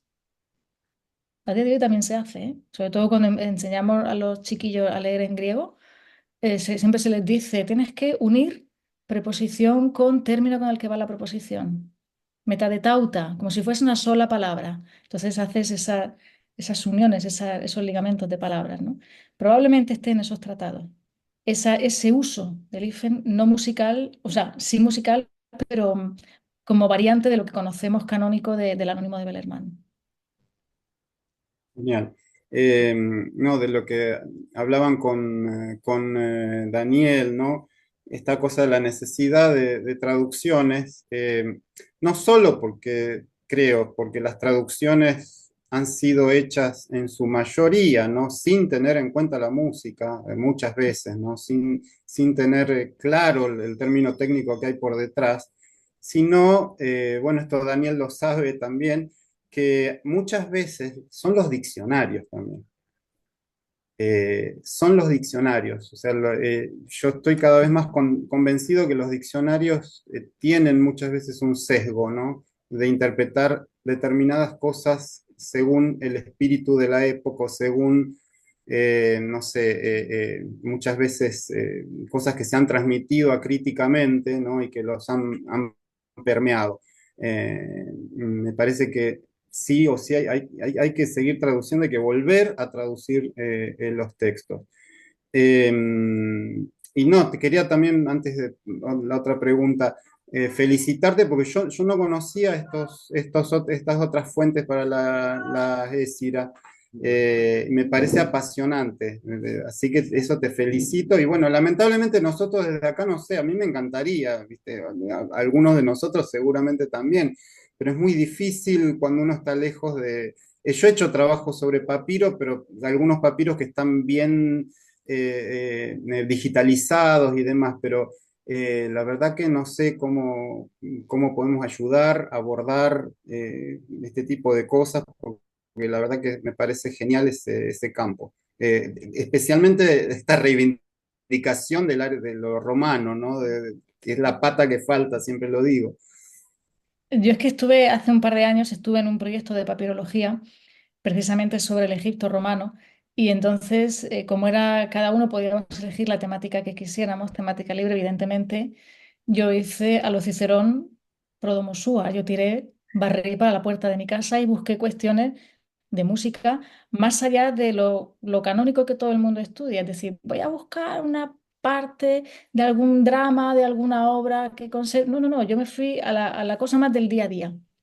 Y entonces tuve la tremenda potra, porque papiros hay a patadas, tuve la tremenda suerte de encontrarme con un papiro en el que se conservaba las normas de un casting musical. Y luego lo acabé publicando. Si quieres te lo mando en un capítulo del libro. El papiro de Michigan, un papiro de Michigan que conservaba eso. Pero es que luego me fui encontrando contratos de músicos, listas registros de pagos, de pues he celebrado una fiesta y he invitado a tres bailarinas que han necesitado no sé cuántos crótalas y han necesitado no sé cuántos, o sea, listados de facturas, podríamos decir, con listas de instrumentos, de tipos de músicos, de ocasiones, si era para un templo, si era para una fiesta privada, si era para una boda, incluso en un testamento, fíjate tú la tontería, en un testamento, la persona que testaba, le testaba no sé qué parte de terreno a un músico que había ido en una ocasión a su casa, le había gustado tanto que le cedía, una vez muerto, su parte, porque el músico menganito había ejecutado muy bien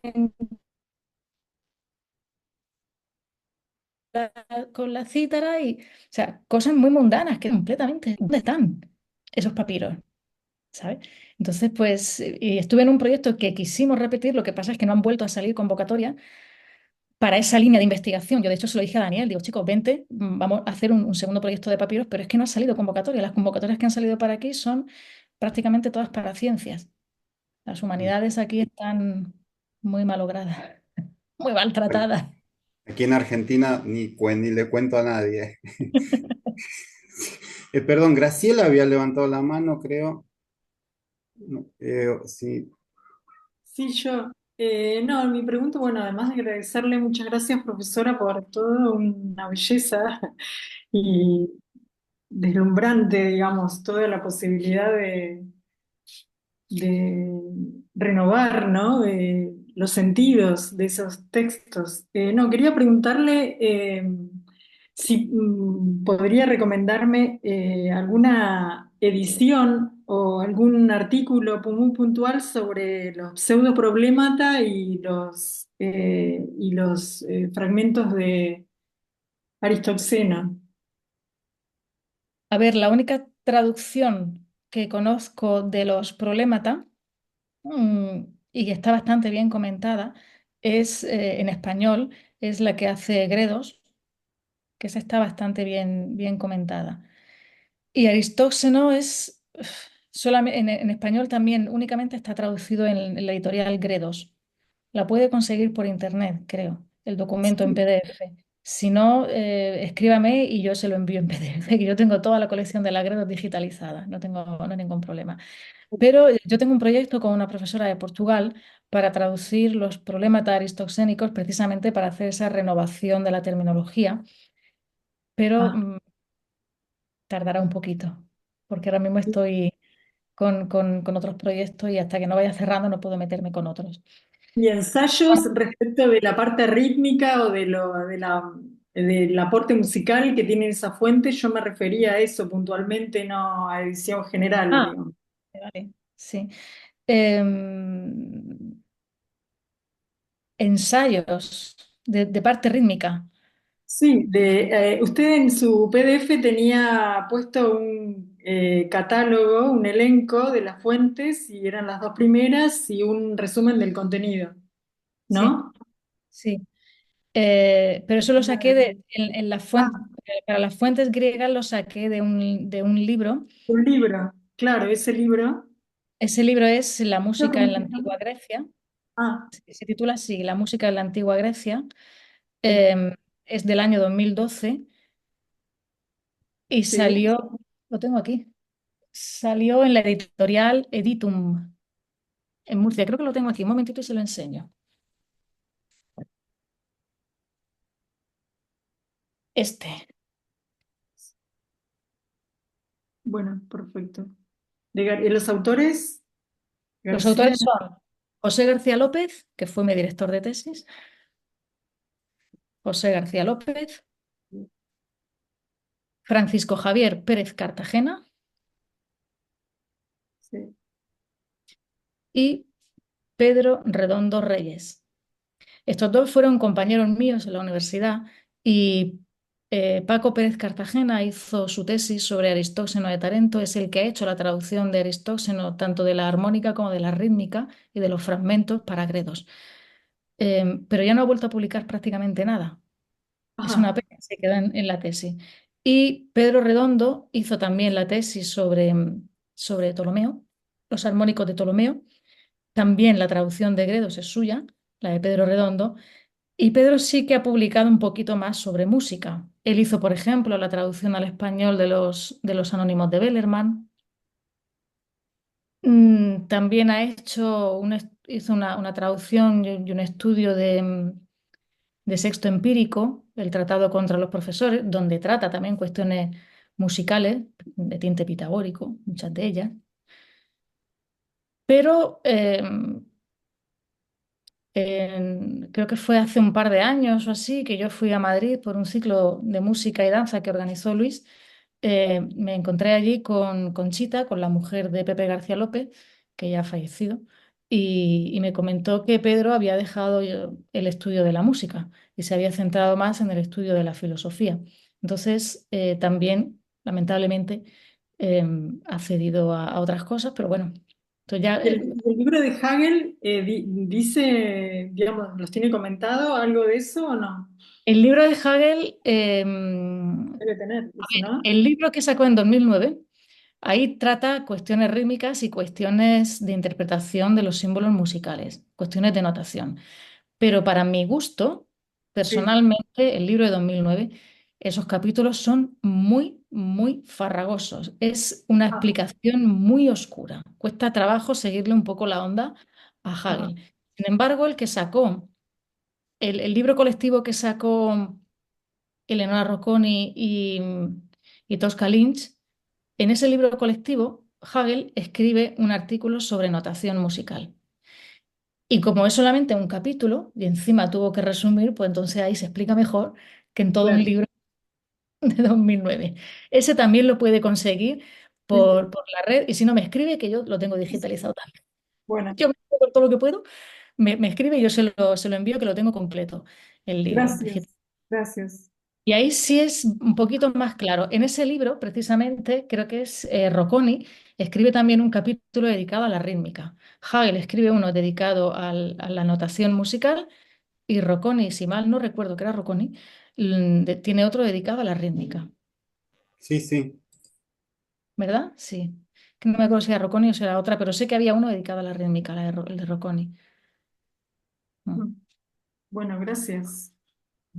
De nada. Y lo que necesite, usted me escribe y yo le mando todo lo que tengo. Sí, gracias, gracias. Bueno, lamentablemente tenemos que ir terminando, despidiéndonos. Yo vuelvo a agradecerte muchísimo tu generosidad y tu disposición y bueno, eh, mm, próximamente vamos a estar anunciando la próxima conferencia que si no me equivoco va a estar dedicada a la ULOS a cargo de Camila Bober, Camila Wislucha, ¿sí? Así que les va a estar llegando esta información, ¿sí? Bueno, Yo nuevamente, lamento todo el retraso tecnológico, de verdad, mil perdones, soy horrorosa no, en no te, informática. no, para nada, muchas gracias, fue en Santa, muchas gracias. Y felicitaciones por estos avances. Gracias. Bueno, nos veremos en la próxima y muchas gracias a todos por seguirnos y los alentamos a investigar, a producir conocimiento y a estar en contacto porque eso es clave para todo esto. Mm. Muchas gracias. Pronto, hasta pronto.